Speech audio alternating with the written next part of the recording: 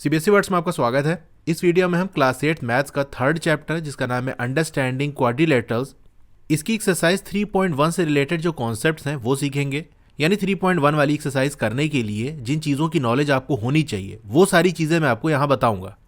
NCERT book के अंदर changes किए गए हैं जिनमें बहुत सारे टॉपिक को रिमूव कर दिया गया है। तो वो टॉपिक जो रिमूव हो गए हैं लेकिन हमारे काम के हैं, हमें एक्सरसाइज करने के लिए वो चीज़ें मालूम होनी चाहिए, उसको भी मैंने यहाँ पर ले लिया है। इसके अलावा जूनियर क्लासेस में जो चीज़ें आपने पढ़ी हैं अभी आपको उनकी ज़रूरत पड़ेगी वो भी मैंने यहाँ ले लिया है, ताकि एक तरह से रिवीजन भी हो जाए और वो सारी चीज़ें जो आपको एक्सरसाइज करने के लिए ज़रूरी हैं वो आपको पता हो सके।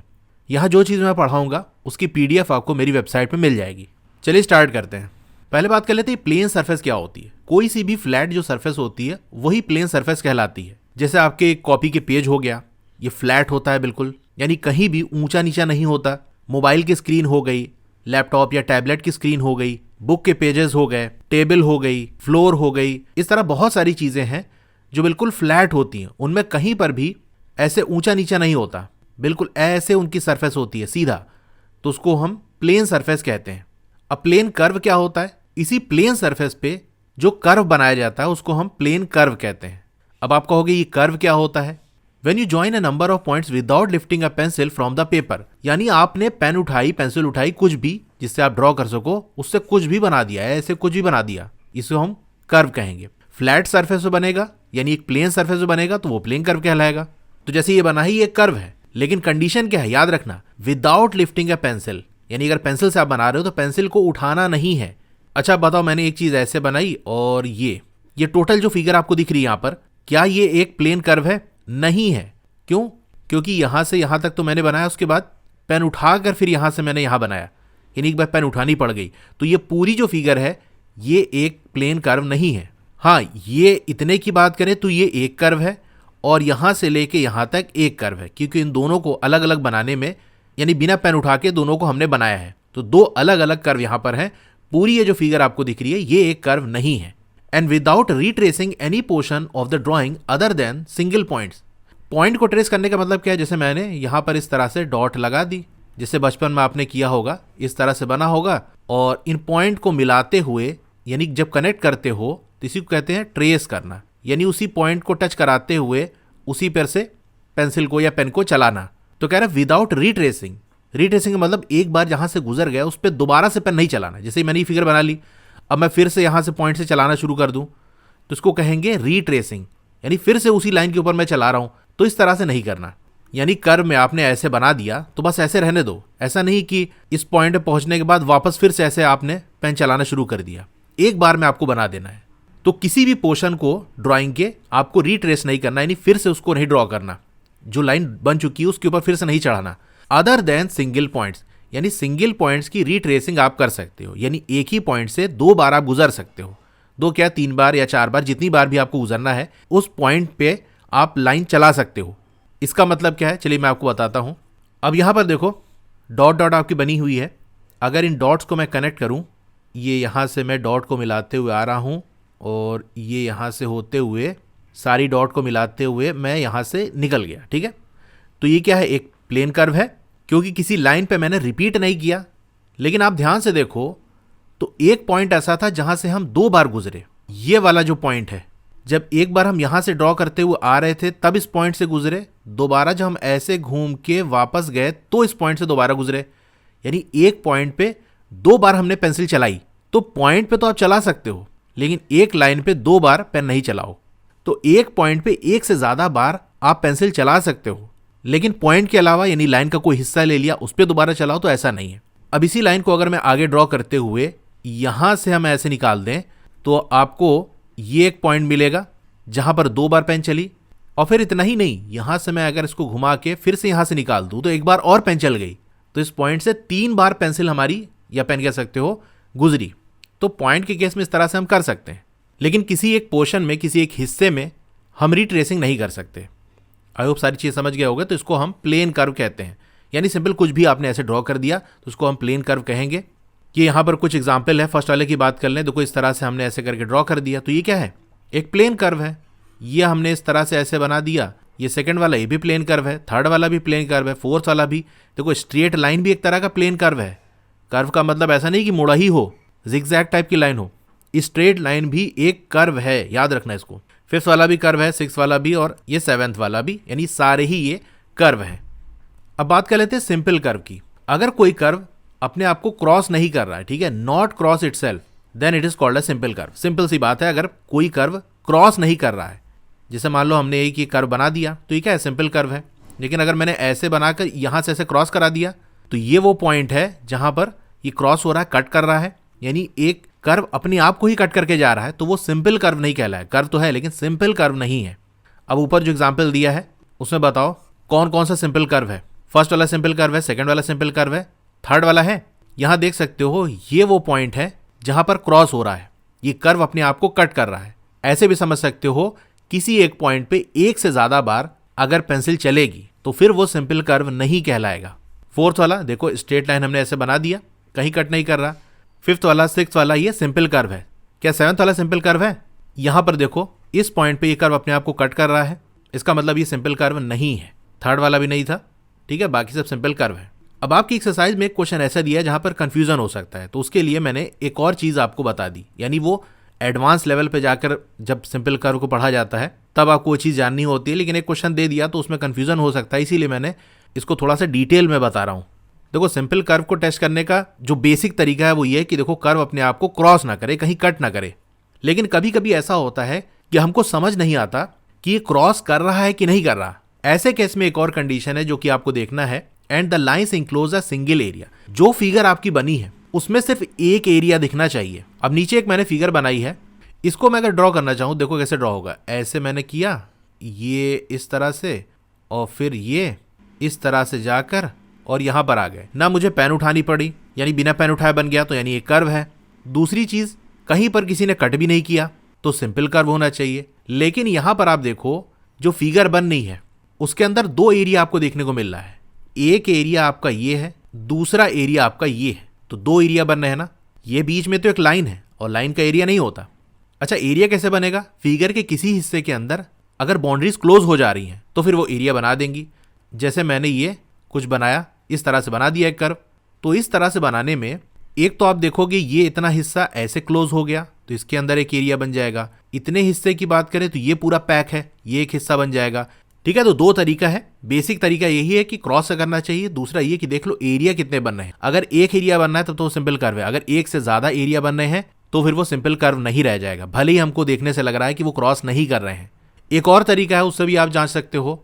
किसी एक पॉइंट पे अगर दो से ज्यादा लाइन आपको निकलती हुई या मिलते हुए दिख रही है तो वो सिंपल कर्व नहीं रह जाएगा। जैसे ऊपर के मैं फिगर दिखाऊं, फर्स्ट वाले की बात कर लो। अगर मैं यहां पर इस पॉइंट की बात कर लूं तो इस पॉइंट से यहां की तरफ इधर एक लाइन जा रही है, एक इधर जा रही है, दो जा रही है ना, तो ये सिंपल कर्व है, यानी हर पॉइंट पे ऐसा होना चाहिए। सेकंड वाली देख लो, अगर मैं ये पॉइंट देख लूं, इसमें इधर एक लाइन जा रही है, एक इधर जा रही है। थर्ड वाले में अगर ये वाला पॉइंट ले लूं, मैंने कंडीशन क्या लगाई, कहीं से भी पॉइंट उठा लो, बस दो ही तरफ लाइन जानी चाहिए, दो से ज्यादा नहीं जानी चाहिए। तो एक लाइन इधर जा रही है, एक लाइन इधर जा रही है, एक इधर जा रही है, एक इधर जा रही है, चार लाइनें इधर से निकल रही हैं। इसका मतलब ये सिंपल कर्व नहीं है, दो ही लाइन से निकल सकती हैं। अब ये जो हमने फिगर बनाई थी इसका हम देख लेते हैं। अगर मैं ये पॉइंट लूं तो इस पॉइंट से एक लाइन इधर की तरफ जा रही है और एक इधर की तरफ जा रही है, तो यहां तो दो ही लाइन जा रही है। लेकिन दूसरा अगर कोई पॉइंट मैं उठाऊंगा, यानी ये जो कंडीशन है वो कहीं पर भी पॉइंट ले लो, इसी तरह से होना चाहिए। अगर मैं ये पॉइंट उठा लूं, मेरी मर्जी कहीं से भी पॉइंट ले सकता हूं, तो एक लाइन इधर जा रही है, एक इधर जा रही है, एक इधर जा रही है, तीन तरफ जा रही है ना, इसका मतलब ये सिंपल कर्व नहीं है। तो इस तरह से भी देख सकते हो। बाकी यही दो याद रखना है कि क्रॉस ना करे और सिंगल एरिया बनना चाहिए, तो सिंपल कर्व है। ज्यादातर आपका यही क्रॉस करने वाले से ही चेक हो जाएगा। कभी कभी थोड़ा सा एक ट्रिकी आ जाता है क्वेश्चन, तो उसके लिए एरिया वाला चेक कर लेना। अब ये ओपन कर्व क्या होता है? एक ऐसा कर्व होता है जिसकी बाउंड्री खुली होती है, यानी जहां से हमने ड्रॉ करना स्टार्ट किया वहां आके हम नहीं रुक रहे हैं। जैसे हमने यहां से ड्रॉ करना शुरू किया और यहां आके रुक गए। स्टार्ट इस पॉइंट से किया था, एंड इस पॉइंट पे किया, ये दोनों पॉइंट अलग अलग हैं, तो ये हमारा ओपन कर्व कहलाएगा। दूसरा आप ऐसे चेक कर सकते हो कि ये कोई एरिया नहीं बनाएगा। क्लोज ही फिगर तो एरिया बनाती है कि बताओ इस बाउंड्री के अंदर अंदर क्या है। जब बाउंड्री ही पूरी बंद नहीं है तो फिर एरिया कैसा? ऐसे भी देख सकते हो कि इसके अंदर मैं जाना चाहूं तो कहीं भी घूम फिर सकता हूं बिना बाउंड्री को क्रॉस करें, तो ये ओपन कर्व है। वहीं क्लोज कर्व की बात कर लें तो उसकी बाउंड्री पूरी तरह से बंद होती है, ये एक एरिया बनाता है। जैसे मैं यहां पर बनाऊं और ये ले जाकर मैंने ये कर दिया, तो ये क्लोज कर्व हो गया। यानी मैं यहीं से स्टार्ट किया था और यहीं पर आकर रुक गया, तो ये क्लोज कर्व है। ये पूरी बाउंड्री बंद है तो इसका एक एरिया भी होगा। अगर इसके अंदर मैं बाहर से जाना चाहूं मैं मान लो यहाँ पर हूँ और यहाँ पर मुझे जाना है, तो बिना बाउंड्री को क्रॉस करे मैं अंदर नहीं जा सकता। जाने के लिए मुझे इसको क्रॉस करना पड़ेगा। तो ऐसा कर्व हमारा क्लोज कर्व कहलाता है। पॉलीगन क्या होता है? ये एक सिंपल क्लोज कर्व होता है made up of only line segment is called a polygon. अब एक एक चीज समझते हैं। सिंपल है, इसका मतलब कहीं अपने आप को क्रॉस नहीं कर रहा होगा। क्लोज्ड है, मतलब जहां से स्टार्ट किया वहां आकर बंद होना चाहिए। फिर ये कर्व होना चाहिए। पहली चीज तो आप यही चेक कर लो कि क्या वो कर्व है या नहीं है। कर्व होने की कंडीशन क्या है? उसको ड्रॉ करने में पेंसिल को उठाना ना पड़े। बिना पेंसिल उठाए जहां तक जो बन गया वही कर्व कहलाएगा, और सिर्फ लाइन सेगमेंट का यूज किया जाए। अब ये एग्जाम्पल दिए हुए हैं, इसको हम एक एक करके चेक करते हैं। ये पहली वाली फिगर की बात करो, क्या ये पॉलीगन है? तो भैया ये तो कर्व ही नहीं है, क्योंकि यहाँ पर दो स्क्वायर्स बने हुए हैं। दोनों को बनाने के लिए आपको पेंसिल उठानी पड़ेगी, तो ये तो कर्व ही नहीं है, सवाल ही खत्म। सेकंड वाला देख लो, ये कर्व तो है, क्योंकि बिना पेंसिल उठाए हम इसको ऐसे ड्रॉ कर सकते हैं, लेकिन ये यहाँ पर अपने आप को क्रॉस कर रहा है। अगर क्रॉस कर रहा है तो वो सिंपल नहीं कहलाएगा, तो ये भी पॉलीगन नहीं रहा। पॉलीगन होने के लिए सिंपल भी होना चाहिए, कर्व भी होना चाहिए। अच्छा चलो, एक और फिगर हमने बना दी। ये बिना पेन उठाए बन गई, यानी ये कर्व है। क्रॉस भी नहीं कर रही है, यानी ये सिंपल कर्व है। तो एक और कंडीशन है पॉलीगन की, वो क्लोज्ड होना चाहिए। यहां से तो ये ओपन है, ये खुला, यहां अंदर घुस सकते हैं बिना बाउंड्री क्रॉस करे, तो ये भी पॉलीगन नहीं है। अच्छा लो जी, हमने एक और फिगर बना दी। ये तो बिना पेन उठाए भी हमने ड्रॉ कर लिया, कहीं क्रॉस भी नहीं कर रहा है, क्लोज भी है। क्या अब ये पॉलीगन है? नहीं है, क्योंकि पॉलीगन की एक और कंडीशन है कि सिर्फ वो लाइन सेगमेंट का यूज करके बने, यानी स्ट्रेट लाइन का यूज करके। यहां पर तो एक कर्व वाली लाइन बन गई, तो इसलिए ये पॉलीगन नहीं है। लास्ट वाली फिगर देखो, क्या ये पॉलीगन है? ये हमने इस तरह से इसको ऐसे ड्रॉ कर दिया, बिना पेन उठाए हमने ड्रॉ किया, तो ये कर्व है। कहीं अपने आप को क्रॉस नहीं कर रहा, तो सिंपल है। जहां से शुरू किया था वहां खत्म कर दिया, क्लोज्ड है, और सिर्फ स्ट्रेट लाइन यहां यूज की गई है, यानी सिर्फ लाइन सेगमेंट्स का यूज किया गया है। तो ये चारों कंडीशन पूरी हो रही है। इसका मतलब yes, this is a polygon. देखने से भले ही आपको कितना गंदा लगे, लेकिन है ये पॉलीगन। तो यह पॉलीगन आप समझ गए होगा। ये चार कंडीशन आप चेक कर लेना, आपको पता चल जाएगा कौन चीज पॉलीगन है या नहीं है। अब डायगोनल्स की बात कर लें। वैसे तो ये नई वाली बुक के हटा दिया गया, लेकिन अभी हम कॉनकेव और कॉन्वेक्स पॉलीगन पढ़ेंगे, वहां डायगोनल वर्ड का यूज होगा, तो वहां आपको बताना पड़ेगा। इसीलिए मैंने इस टॉपिक को लिया कि बुक से हट गया, लेकिन आपके काम का है। तो डायगोनल क्या होता है? Diagonal is a line segment connecting two non consecutive vertex of polygon. Polygon की वर्टेक्स क्या है? जैसे A B C D E F जो यहां पर बना है, ये इसके वर्टेक्स है। तो नॉन कॉन्जिक्यूटिव यानी एक के बाद एक आने वाले वर्टेक्स को कनेक्ट नहीं करना है, या ऐसे कह सकते हो नॉन एडजेसेंट, अगल बगल वाले जो वर्टेक्स हैं उनको कनेक्ट नहीं करना है। इसके अलावा जिन दो वर्टेक्स को आप कनेक्ट कर दोगे वो डायगोनल बना देंगे। अगल बगल वालों को क्यों कनेक्ट नहीं करेंगे? जैसे मान लो ये ए है, इसके बगल एक तो बी है, दूसरा एफ है, यानी ठीक एक के बाद एक, यानी ए से बी चलो या इधर चलो, तो आपको सबसे पहले कौन मिलेगा? इधर चलोगे तो बी मिलेगा, इधर चलोगे तो एफ मिलेगा। तो ये अगल बगल वाले हो गए, इनको कनेक्ट नहीं करना। अगर इनको कनेक्ट करोगे तो साइड बन जाएगा। ए को बी से कनेक्ट करोगे तो साइड बन गया, ए को एफ से कनेक्ट करोगे तो साइड बन गया। तो डायगोनल साइड नहीं है। इसके अलावा जिससे भी आप कनेक्ट कर दोगे अगल बगल को छोड़ के, तो डायगोनल बन जाएगा। जैसे ए उठा लिया हमने, तो ए को बी और एफ से नहीं कनेक्ट कर सकते, लेकिन ए को हम सी से कनेक्ट कर सकते हैं, तो ये एक डायगोनल बन गया। ए को डी से कनेक्ट कर सकते हैं, ये डायगोनल बन गया। ए को ई से कनेक्ट कर सकते हैं, ये एक डायगोनल बन गया। इसी तरह बी से उठा लें, बी को ए और सी से नहीं कनेक्ट कर सकते, लेकिन बी को एफ से तो कनेक्ट कर सकते हैं, बी को ई से कनेक्ट कर सकते हैं, और बी को डी से कनेक्ट कर सकते हैं। इसी तरह अगर सी को उठा लें, तो सी को बी और डी से नहीं कनेक्ट कर सकते, सी को ए से जो कि ऑलरेडी कनेक्टेड है, सी को एफ से कनेक्ट कर सकते हैं, और सी को ई से कनेक्ट कर सकते हैं। अब डी को सी और ई से नहीं कनेक्ट कर सकते, लेकिन डी को बी से, ए से और एफ से कनेक्ट कर सकते हैं। तो ये हमने एफ से कनेक्ट कर दिया, बाकी तो कनेक्टेड ही है। और ई को डी और एफ से नहीं कनेक्ट कर सकते, बाकी पहले से ही कनेक्टेड है। तो ये इसके इतने डायगोनल्स बन गए। तो अब आप डायगोनल समझ चुके हो। अब हम बात करते हैं कॉन्वेक्स पॉलीगन्स की। A polygon that are convex have no portion of their diagonals in their exterior or any line segment joining any two points in the interior of the polygon lies wholly in the interior of it। समझा रहे हैं, tension न लो। पहले यहाँ पर जो interior और exterior की बात की गई है वो तो आप जानते हो, क्लास 6 में पढ़ा होगा। कोई भी क्लोज फिगर हमने बना दिया, इसके अंदर जो पॉइंट होंगे इसकी बाउंड्री के अंदर वो इंटीरियर कहलाएंगे, इसके बाहर का जो हिस्सा है बाउंड्री के बाहर का वो एक्सटीरियर कहलाएगा। ठीक है, सिंपल सी बात है।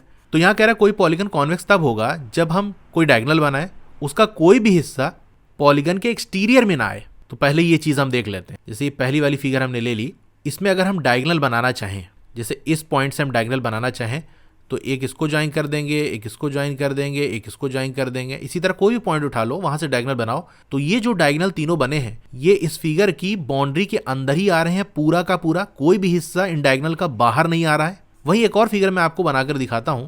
जैसे ये एक मैंने फिगर बना दी। अब अगर ये पॉइंट इससे डायगोनल बनाना चाहें तो कैसे बनेगा? यही एक डायगोनल बनेगा, और ये जो डायगोनल है आप देख सकते हो पूरा का पूरा बाहर है, इस फिगर की बाउंड्री के बाहर डायगोनल आ रहा है, तो ये कॉन्वेक्स पॉलीगन नहीं है। और जो कॉन्वेक्स पॉलीगन नहीं होता वो कॉनकेव पॉलीगन होता है, वो अभी हम देखेंगे। एक कंडीशन तो ये है। दूसरी कंडीशन क्या है, और एनी लाइन सेगमेंट, कोई लाइन हम बनाते हैं जो कि दो पॉइंट को ज्वाइन करे, वो दो पॉइंट कहाँ होने चाहिए, पॉलीगन के इंटीरियर में होने चाहिए। यानी पॉलीगन के अंदर कहीं पर भी दो पॉइंट हमने मार्क कर दिए, पॉलीगन की बाउंड्री के अंदर उसको ज्वाइन कर दिया लाइन से, तो वो जो लाइन है वो पूरी तरह से पॉलीगन के अंदर होनी चाहिए। जैसे हमने पहला वाला ले लिया, यहाँ एक पॉइंट हमने मार्क कर दिया और यहाँ मार्क कर दिया। अब इसको अगर हम ज्वाइन कर देंगे, ये पूरी जो लाइन है ये इसकी बाउंड्री के अंदर है कि नहीं।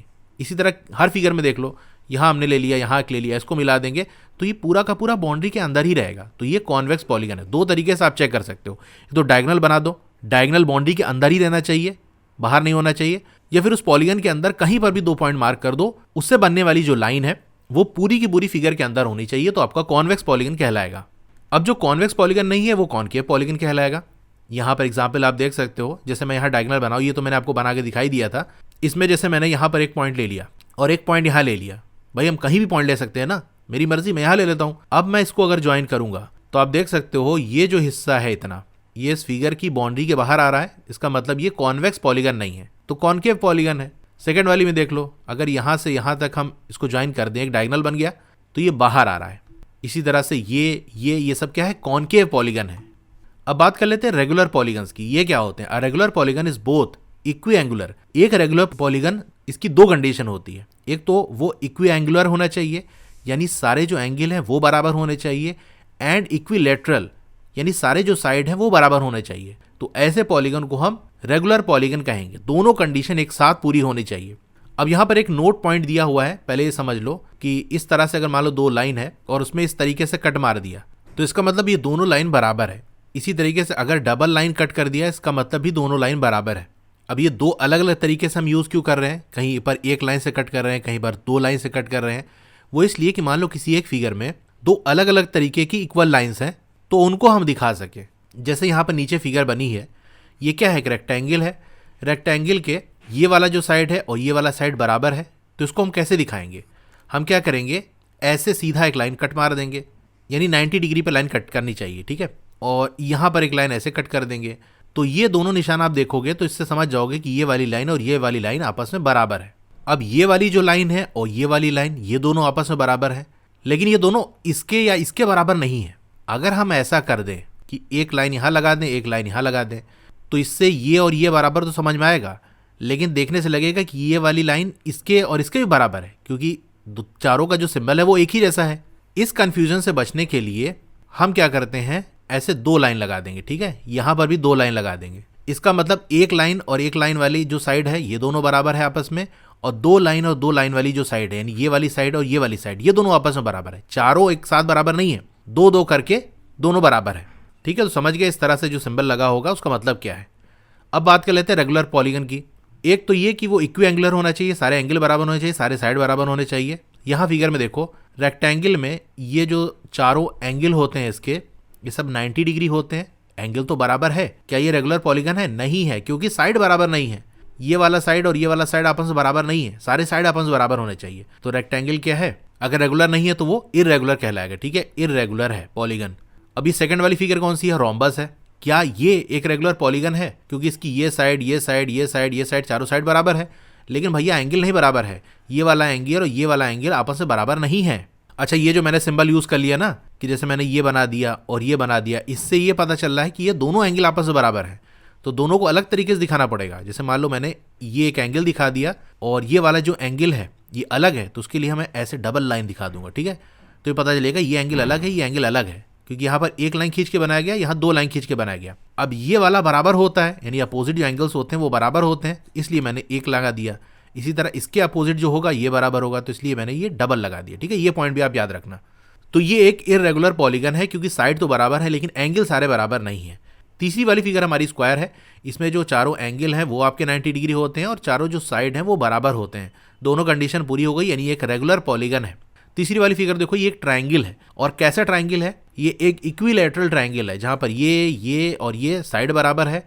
और आपने पढ़ा होगा, जानते होगे कि ये जो तीनों एंगल हैं ये बराबर होते हैं, जो कि 60 डिग्री होते हैं। तो एंगल बराबर सारे, साइड सारे बराबर, का मतलब ये रेगुलर पॉलीगन होगा। तो इक्विलैटरल ट्राइंगल एक रेगुलर पॉलीगन है, ठीक है। अब ये एक टेबल था आपकी पुरानी वाली बुक के अंदर था, नई वाली में हटा दिया। हटाने का मकसद ये है कि आप पहले पढ़ चुके हो, लेकिन लोग भूल जाते हैं, इसलिए मैंने यहाँ पर फिर से लगा दिया ताकि आपका एक तरह से रिवीजन हो जाए। बाकी बुक से रिमूव हो गया, इसका मतलब ये नहीं कि अब आपके काम ही का नहीं है, वो क्योंकि पहले पढ़ चुके हो इसलिए दोबारा रिपीट नहीं किया गया। अब यहाँ पर नंबर ऑफ वर्टेक्स और उसका क्या नाम है ये दिया हुआ है। अगर 3 वर्टेक्स है उसको हम ट्राइंगल कहेंगे। यहाँ पर देख सकते हो 1 2 3, तो ये ट्राइंगल है। अगर 4 वर्टेक्स हैं तो उसको हम क्या कहेंगे, क्वाड्रिलेटरल कहेंगे। 5 वाले को पेंटागन कहेंगे, 6 वाले को हेक्सागन कहेंगे, 7 वाले को हेप्टागन, 8 वाले को ऑक्टागन, 9 वाले को नोनागन और 10 वाले को डेकागन। ये लास्ट के 3 तो हमने बहुत अच्छी तरीके से हम लोग को याद हो गए थे, क्योंकि अगर ऐसे देखो तो मंथ की तरह आपको दिखेगा, अक्टूबर, नवंबर, दिसंबर, ठीक है। तो लास्ट के 8 9 10, बस ये दिसंबर को 12 और इस तरह से ना कैलकुलेट कर लेना, मंथ के हिसाब से नहीं, बल्कि 8 9 10 इस ऑर्डर में याद कर लेना, अक्टूबर, नवंबर, दिसंबर। बाकी यहाँ तक 7 तक आपको थोड़ा देखना पड़ेगा। ट्राइंगल और कोऑर्डिनेटर तो याद ही होगा, बस ये 3 आपको मेन देखना होता है। तो ये हो गई पूरी कहानी, ये सारा इंट्रोडक्शन हो गया। एक्सरसाइज 3.1 करने के लिए जिन चीज़ों की ज़रूरत थी वो आपने सारी सीख ली। बाकी जैसे ही ये चैप्टर पूरा कंप्लीट हो जाएगा तो इसके पूरे जो नोट्स होंगे वो मेरी वेबसाइट पर आपको मिल जाएंगे। वेबसाइट का लिंक आपको नीचे मिल जाएगा, वहां क्लिक करोगे तो डायरेक्ट क्लास 8 वाले सेक्शन में आप पहुंच जाओगे। वहां से आप पूरा देख सकते हो अलग अलग सब्जेक्ट की क्या क्या चीज़ें हैं। क्लास 8 की और वीडियो देखना चाहते हो तो इस तरह से आपकी वीडियो चली होगी। पहले वीडियो को लाइक कर लो, चैनल को सब्सक्राइब कर लो, मोर पे क्लिक कर देना है, फिर से मोर पे क्लिक कर देना है, तो आपका डिस्क्रिप्शन ओपन हो जाएगा। यहाँ पर आपको मेरे व्हाट्सएप चैनल का लिंक मिल जाएगा, उसको ज्वाइन कर लोगे तो आपको लेटेस्ट अपडेट मिलती रहेगी। डोंट वरी, आपका नाम और फोन नंबर किसी को भी विजिबल नहीं होगा। फिर क्लास 8 की बेस्ट बुक का लिंक मैंने दे दिया है, इस लिंक पे क्लिक करके यहाँ से परचेज कर सकते हो। अब अगर आपको स्टडी मटेरियल चाहिए, जैसे नोट्स हो गया, एक्सरसाइज के सॉल्यूशन हो गया, तो मेरी वेबसाइट विजिट कर सकते हो। और नीचे आओगे तो क्लास 8 मैथ्स की चैप्टर वाइज प्लेलिस्ट मिल जाएगी। जिस चैप्टर की वीडियो देखनी है उसके साथ में जो लिंक है उस पर आप क्लिक करोगे तो उस चैप्टर की प्लेलिस्ट ओपन हो जाएगी। और नीचे आओगे तो और भी जो सब्जेक्ट्स हैं उनकी प्लेलिस्ट का लिंक मिल जाएगा। Okay, thank you.